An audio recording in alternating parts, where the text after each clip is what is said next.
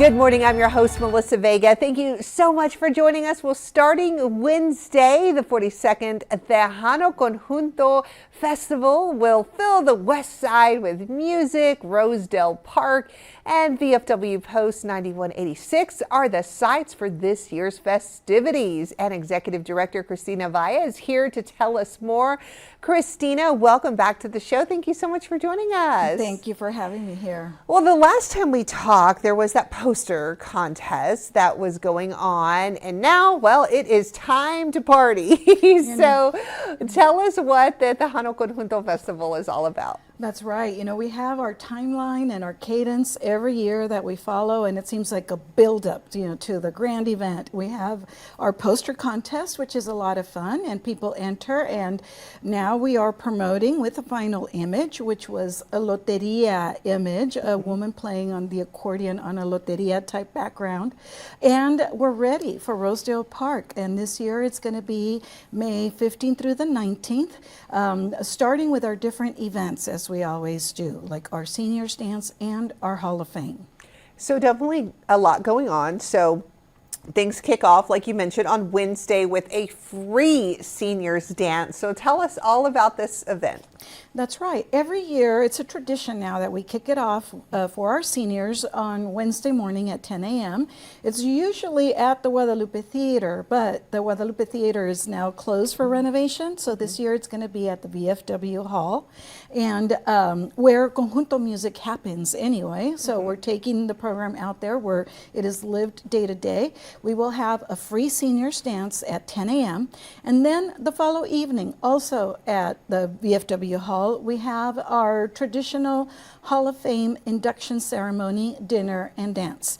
Now, I'll say this is one of our most beloved and heartfelt programs for the Guadalupe Cultural Arts Center every year, because this is the time where we take a moment to recognize the cultural and historical contributions of our Mexican American people and working class people, and what they have done to contribute to the culture and society. And these are people that rarely get recognition anywhere, and people know who they are and they love them. So this is a very heartfelt event.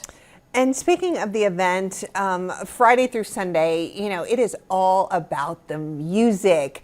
Very exciting lineup. So tell us a little bit about this year's lineup. Yes, this year we want to invite everybody out to Rosedale Park once again, Friday through Sunday. It starts Friday evening, and we showcase the best of conjunto music in the state of Texas. People like Flavio Longoria, like Ruben de la Cruz, Los Fantasmas del Valle, Los D-Boys, Pete and Mario Diaz from Houston, and all the greats. And of course we will also have Tex Maniacs with Flaco Jimenez, Eva Ibarra, and many, many, many more. So we showcase the best, and all of the best in the state of Texas are going to be at this festival these 3 days. So it's just 3 days of music and food, tacos, gorditas, and beverages that are a lot of fun. So we invite everybody to come on out. And I love that because, it's not just people from around the area. There are people from out of state and from all different places that they look forward to this event and make their way down here to San Antonio every year for this festival, right? That's right. You remember that. Maybe about 60%, 50-60% of our audience is from San Antonio. The rest comes from all over the state, from the Rio Grande Valley, Houston, Dallas, but also from the country. A lot of people from California come once a year to San Antonio for this festival.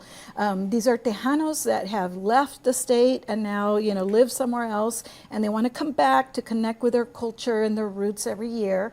Lots of people also from the Southwest, from Arizona, from Florida, from Illinois. We have groups of people that come from Mexico, from Monterrey, San Luis Potosí, and then we have a worldwide audience. People come from Europe, especially the Netherlands, believe it or not, and we have a group of fans that comes every year from Japan.